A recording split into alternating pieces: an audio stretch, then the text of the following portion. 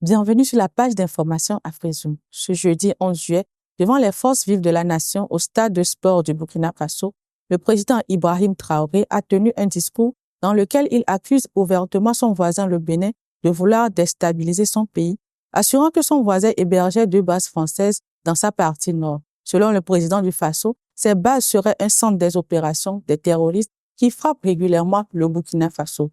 Il y a bel et bien 2 bases.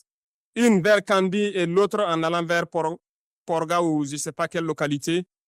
Des pistes ont été réaménagées à plus de 3000 mètres de long. Des avions atterrissent. Les gens équipent et forment les terroristes là-bas. Nous avons des enregistrements audio d'agents français au Bénin là-bas qui se jouent le centre des opérations des terroristes.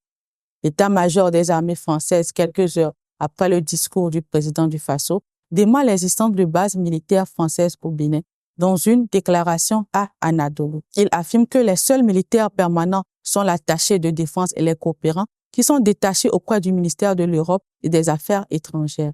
Même si la République béninoise, de son côté, n'a officiellement pas donné suite aux accusations, Wilfried Léandre Ngbedi, porte-parole du gouvernement, a réagi sur sa page Facebook en rejetant les propos du président Ibrahim. Selon lui, le Bénin a mis en place depuis 2022 des petits camps militaires appelés bases opérationnelles avancées dans des communes frontalières du Burkina et du Niger pour contrer les attaques terroristes qui sont l'œuvre des gens venant de ces 2 pays.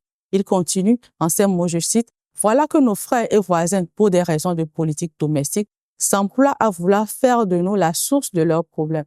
Ainsi, après le Niger, c'est au tour du Burkina Faso d'embaucher cette trompette nauséeuse de désinformation qui alimente non le patriotisme, mais plutôt la rancœur des populations et menace à terme la coexistence pacifique des peuples. Il faut dire que les relations entre le Bénin et ses voisins du Sahel s'annoncent tendues. Le 7 juillet, lors de son 65e sommet, la CEDEAO va prendre acte de la nouvelle loi constitutionnelle togolaise promulguée le 6 mai par le président Faure Gnassingbé. Ce changement constitutionnel fait basculer le Togo dans un régime parlementaire. En ce qui concerne le Togo, la conférence prend note de l'adoption d'une nouvelle constitution par l'Assemblée nationale.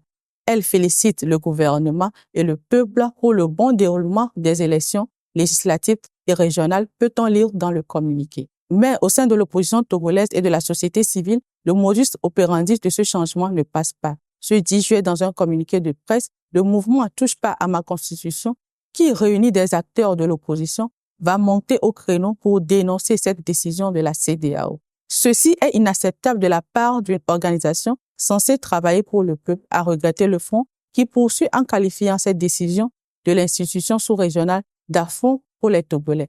Selon le Front Touche pas à ma constitution, la CEDEAO traite d'une manière indigne la souffrance du peuple togolais.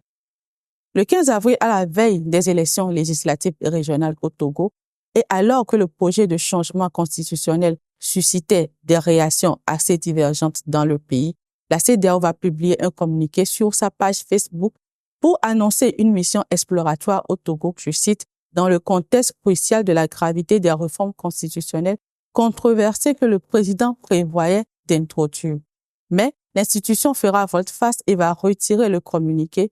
Quelques heures plus tard, en lieu et place, la CEDEAO va pondre un autre communiqué et cette fois-ci sans faire mention de la révision constitutionnelle.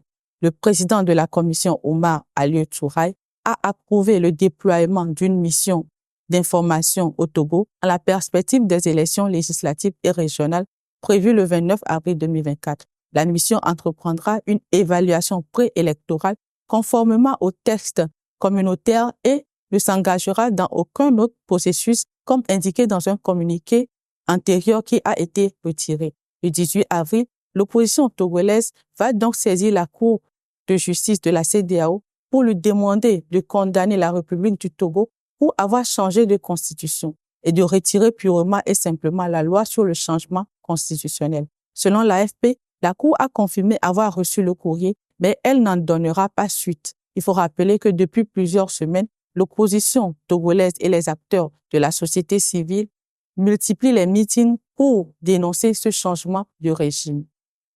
Pour l'heure, les mobilisations sont timides.